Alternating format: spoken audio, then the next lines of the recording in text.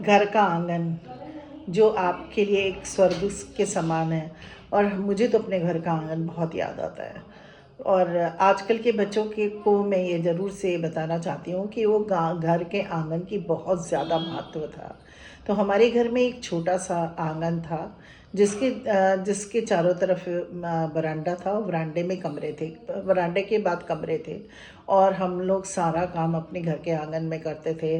Mummy बड़ियाँ बनाती थी और मंगौरी बनाती थी और अचार बनाते थे।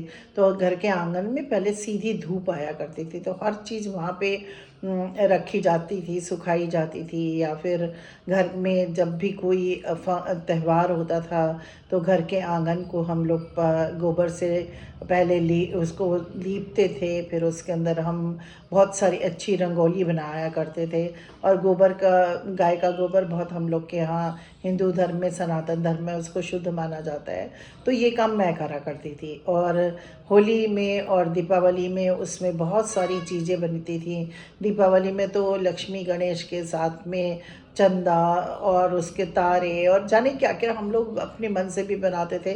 मम्मी कहती थी कि जो मर्जी आए तुम लोगों को इसको सजा दो, पर बीच में एक सतिया ज़रूर बनाना और सतिया में जो है और गौरा जी को ज़रूर रख देना, उसकी पूजा ज़रूर होती है हर एक उसमें।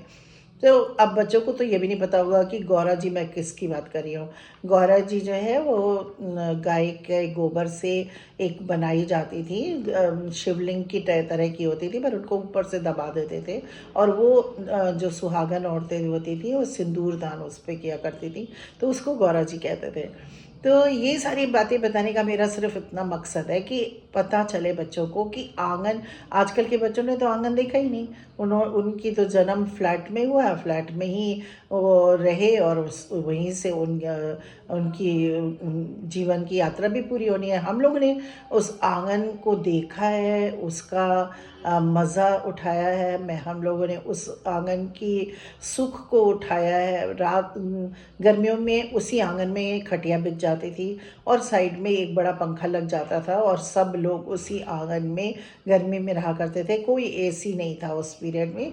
और जब पंखा भी नहीं था तो घर के आंगन को पानी खूब सारा डाल के शाम के समय और खटिया बिछा दी जाती थी और उसके ऊपर वो बिस्तर लग जाता था और सब भाई बहन हम लोग वहाँ पे सोते थे।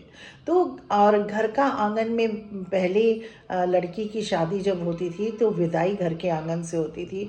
और लड़की भी घर के आंगन, क्योंकि घर के आंगन में ही वो बड़ी होती है, पलती है, खेलती है, उसकी बहुत सारी यादें होती हैं। और जब लड़की जो है अपने घर के आंगन से विदा होती थी, माँ बाप हमेशा ही कहते थे कि हम अपने घर के आंगन से ही बेटी को विदा करेंगे। और आजकल ये सब आजकल के बच्चे जो है वो तो बड़े बड़े वो लेते हैं, शादी की जगह होती है, वहाँ से लड़की विदा हो जाती है। उस आंगन का तो महत्व अब रह ही नहीं गया है।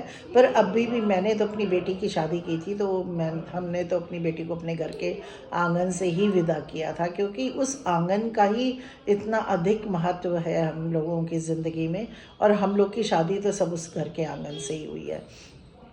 और घर के आंगन में एक नल ज़रूर होता था, क्योंकि पानी डालना, कपड़े धुलना, कपड़े का तो ढेर लगता था और घर के आंगन में ही हम लोग धोते थे और छत पे जाके सुखाते थे। और मंडप जो बनता था घर के आंगन में बनता था, वहीं पे सारे रीत रिवाज होते थे, तेल लगना, हल्दी लगना और सिंदूर दान होना और फेरे होना। फेरे भी घर के आंगन में होते थे लड़की के, चाहे, और उस ज़माने में ऐसा था कि चाहे आप करोड़पति हो, चाहे राजा की बेटी हो, आप चाहे कोई भी हो, आपकी शादी घर के आंगन से ही होती थी। और कहीं से भी और कोई आपके घर के आंगन को डिस्टर्ब नहीं करता था। का मतलब ये नहीं होता था कि हम अपनी महत्ता दिखाएं तो हम बाहर ले जाके किसी बड़े से गार्डन में शादी करें, ये फीलिंग ही नहीं आती थी। लोग घर के आंगन से ही लड़की को विदा करते थे। एक हम लोग के जानने वाले थे और वो राजस्थान के थे और वो बहुत ही शाही परिवार के लोग थे। तो उनकी शादी ज़रूर महल में हुई, पर उनके घर के आंगन में एक स्थान बना हुआ था, वहीं से उन्होंने शादी की। और एक हमारे फ्रेंड थे, वो आईएएस ऑफिसर थे, उनके घर के बच्चों का मुंडन, उनके घर की शादी वो कभी भी कहीं और से नहीं करते थे। वो हमेशा कहते थे कि घर के आंगन का जो महत्व है वो किसी और जगह का हो ही नहीं सकता है। तो आजकल की तो शादियां जो है वो एक दिखावा है, वो उसके अंदर जबकि हिंदू धर्म में, सनातन धर्म में शादी जो होती है एक धार्मिक अनुष्ठान होता है, और 6 दिन का धार्मिक अनुष्ठान होता है। और उसका मतलब ये होता है कि हम अपनी बेटी, चूँकि बेटी बहुत प्यारी होती है और हम उसको किसी दूसरे परिवार में देने जा रहे हैं, तो हम भगवान से ये प्रार्थना करते हैं एवरी डे। पूजा पाठ ये होती है कि उसका जीवन सुखी हो और वो हमेशा अपने परिवार में खुश रहे। और उसके लिए हम लोग ये अनुष्ठान होते हैं, 6 दरेती होगी, तेल होगा, फिर शाम के समय पूजा होगी, फिर तेल मैन की पूजा होगी, फिर भगवान कैसे हम लोग दिए वो बहुत सारे कुल्हड़ लेके उसको बंद करते हैं कि भगवान पानी ना बरसे, तूफान ना आए, ये ना हो, वो ना हो, वो ये सब उस इस तरह की पूजा हुआ करती थी।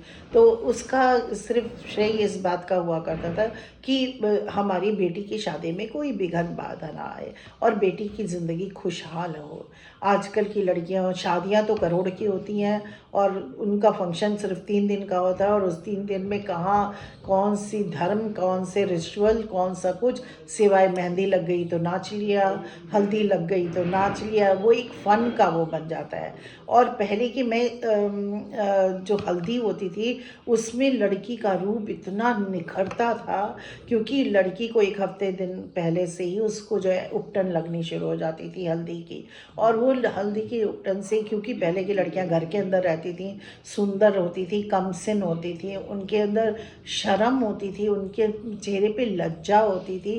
तो जब शादी होती थी और मंडप में वो लड़की बैठती थी, आफ्टर ये सब तेल वेल के बाद में, इन सब रस्मों के बाद, तो उसके चेहरे पे जो ग्लो होता था, जो चमक होती थी, जो लज्जा की एक लालिमा होती थी, वो एक हम मतलब मैं तो जो जानती हूँ अपने बचपन का, कि मुझको शादी देखना इतना मज़ा आता था कि वो मैं लड़की जो दुल्हन बनती थी तो जो उसके ऊपर नूर आता था।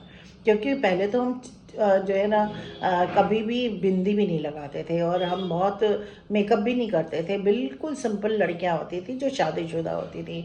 बड़े घर की लड़कियां होती थी तो उनको कान में सोने की बाली और एक पतली सी चेन का होता था, और एक घड़ी होती थी जो हम लोग को मिलती थी जब हम बीए और ग्रेजुएशन में गए थे, तब मिला था।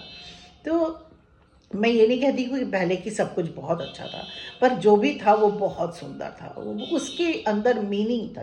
आजकल की शादी का कोई मीनिंग नहीं है, इसीलिए वो शादियां आजकल पेरेंट्स करोड़ों रुपए खर्च करते हैं और 1 हफ्ते 10 दिन के बाद या 6 महीने के बाद या 9 महीने के बाद लड़कियां आकर घर में बैठ जाती हैं और वो कहती हैं कि मुझे तलाक लेना है। तो मेरे पेरेंट्स के लिए कितनी मुसीबत का काम होता है कि उन्होंने अपनी जमा पूंजी लगा के लड़की की शादी की और अब लड़की कह रही है कि मैं नहीं रहना इसके साथ में।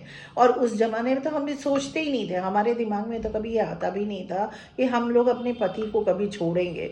माँ बाप ने बचपन से ये बोला होता था कि डोली जाएगी तो अर्थी आएगी, ये उसी घर से अर्थी निकलेगी। तो एडजस्ट करते थे, एडजस्ट की भावना होती थी। ऐसा नहीं है कि हम लोग कोई डम्बो थे या हमारे को कुछ पता ही नहीं था, पर हम लोगों को ये रहता था कि इन्हीं के साथ में रहना है, इन्हीं के साथ एडजस्ट करना है। और एडजस्ट करने के लिए हम 100% कोशिश करते थे। और आदमी लोग भी, हम ऐसा नहीं था कि हम लोग को इज्जत नहीं मिलती थी या प्यार नहीं मिलता था या हम लोगों को कोई बहुत नेग्लेक्ट करते थे ये लोग, पर ऐसा नहीं, ऐसा कुछ भी नहीं था। पर आजकल की लड़कियों को थोड़ी ज़्यादा स्वतंत्रता की ज़रूरत हो गई है। और ये बात मैं सिर्फ इसलिए बता रही हूँ कि आजकल के बच्चों को ये पता होना चाहिए कि शादी एक धार्मिक अनुष्ठान है और ये हमारे सनातन धर्म का एक बहुत बड़ा रिचुअल है, बहुत बड़ी चीज़ है शादी करना। और उसको हम लोग इतना लाइटली और इतना ऐसा लेने लगे, और इसमें हम बच्चों की गलती नहीं, मैं मानती हूँ। ये पेरेंट्स भी हमारे ऐसे हो गए हैं कि वो भी इतना दिखावा पसंद हो गए हैं। आजकल की लड़कियां डांस करते हुए जाती हैं, आजकल की लड़कियां लड़के को जाके चूम लेती हैं, आजकल की लड़कियां मेरे को आप लोग हो सकता है कह सकते हैं कि मैं बहुत ही रूढ़ीवादी हूँ। मैं रूढ़ीवादी नहीं हूँ बिल्कुल भी।